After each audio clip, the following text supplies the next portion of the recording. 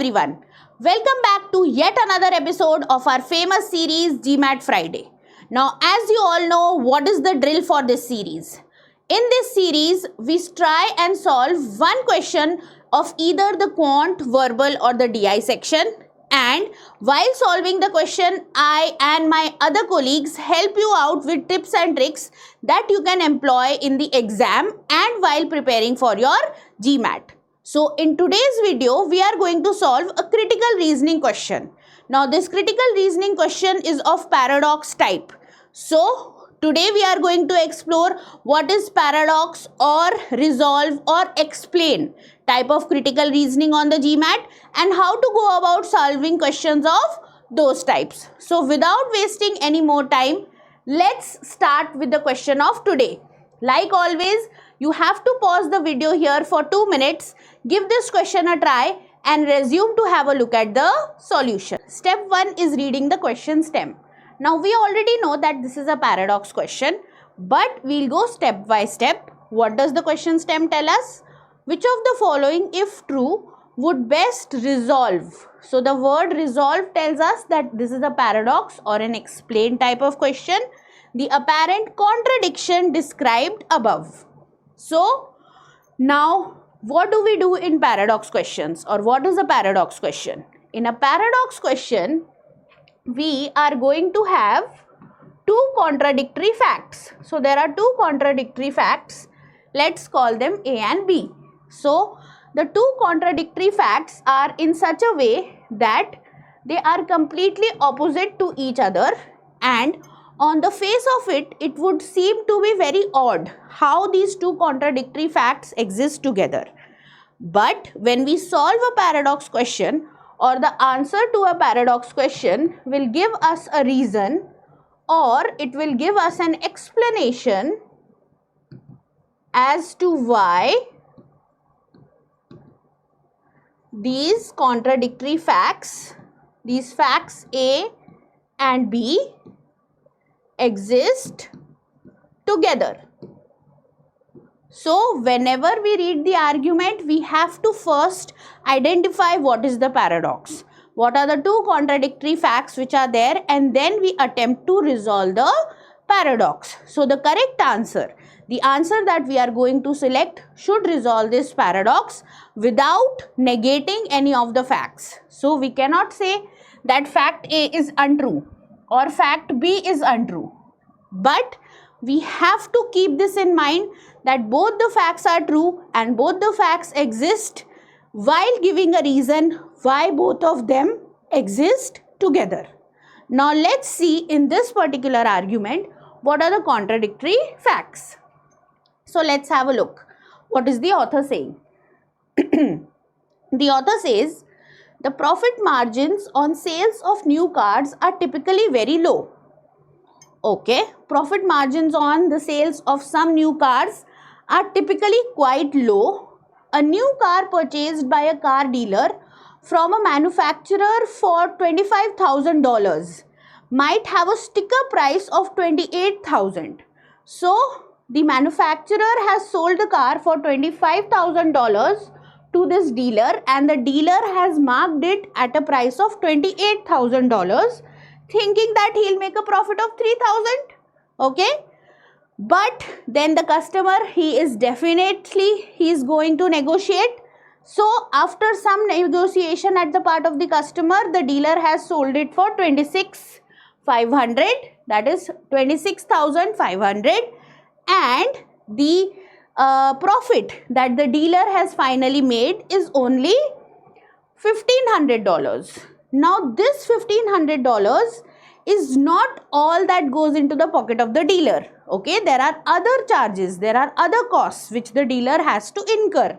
So the other costs include numerous dealership expenses like electricity, marketing, health insurance for his personnel, for the people that work there, covering which might effectively reduce this 1,500 to only 100.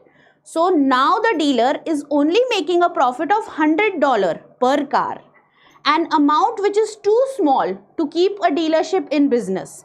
even if the dealership is selling thousands of cars. So even if a particular outlet or a particular dealership is selling thousands of cars, he or she or the owner of that particular dealership is making only $100 per car. So if he is making only $100 per car, it's not very profitable to keep on running that dealership. Yet, in many cities, there are dozens of new car dealers selling new cars. Yet, in many cities, it has been seen that there are numerous new car dealers who are selling new cars. So, what is the paradox here?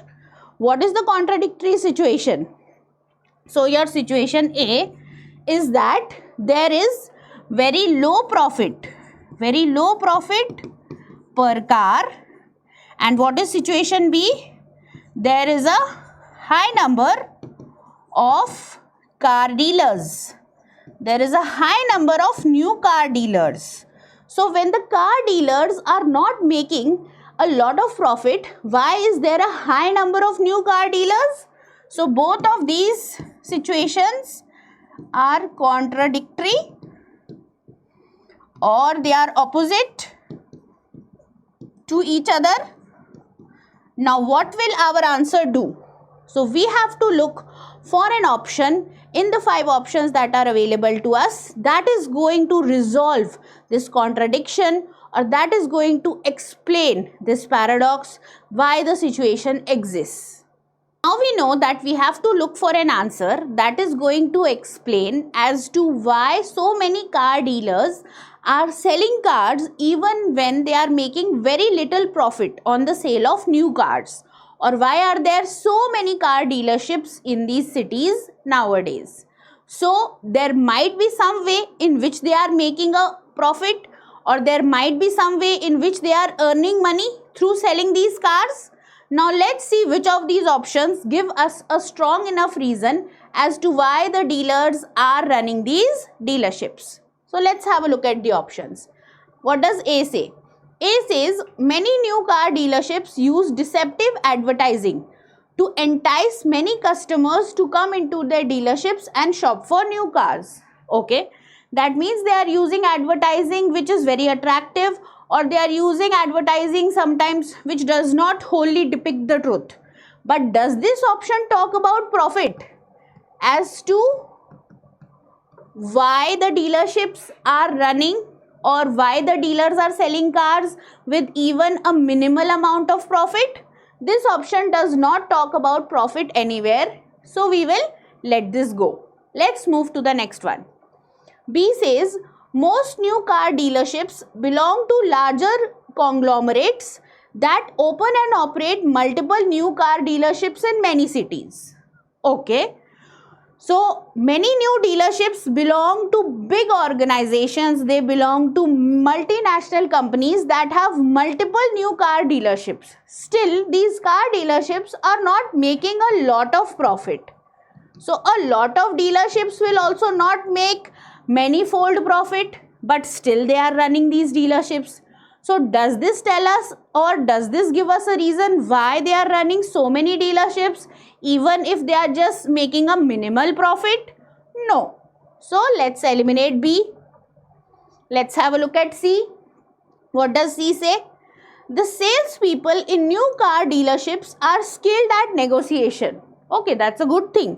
The salespeople are skilled at negotiation, often getting customers to pay for new cars significantly more money than they intended to pay. Okay, so here they are not saying that they are able to, convince the customers to pay more money than what was marked or more money so that they will be able to gain and make a profit, but more money that they had intended to originally pay. So this more can be $50 also, can be $100 also, can be $10 also. But this again, does it explain why they are running so many dealerships when they are not able to make significant profit? Only more money will not help us comment on how much profit they are making. More can just be $2 more or $10 more or $1,000 more. So this is again not a very attractive answer. Let's move to the next one. D. Most buyers of new cars cannot afford to pay in full at the time of purchase and must borrow money from dealerships at high interest rates. Now this is something attractive. Now most people who are planning to buy a new car, they cannot afford to pay the amount in full. And what happens? They borrow money from the dealerships at high interest rates. So even if the dealerships are not able to make a significant amount of profit on the sale of the car, they will make a significant amount of profit from the interest that they will earn by lending money to the new car buyers. So definitely this option talks about the profit and how the dealerships are going to make a hefty amount of profit by charging high interest rates. So we can hold on to D. Let's have a look at E. E says many new car dealerships are exceptionally effective at keeping operating expenses such as costs of electricity, marketing, health insurance as low as possible. Okay, even if they are able to keep such expenses like electricity, marketing, health insurance low, okay, they are still going to incur some costs. So that means even if, like in the previous example that we saw, they are not able to make a profit, they make a profit of more than $100. They maybe make a profit of 150 or maybe 200 or maximum $500. Still, it is not that much that would justify as to why there are so many new car dealers and so many new car dealerships. So E can slightly resolve the paradox, but E is not a better option when we compare it to D. So out of D and E, we can safely mark D as the correct choice. Okay guys, so everybody who has gone for D has marked the correct answer. So that's it for today's video. What I would like you all to do is, if you like the content here, share the video with your friends, hit the like button and subscribe to our channel to stay tuned to more updates on the GMAT exam.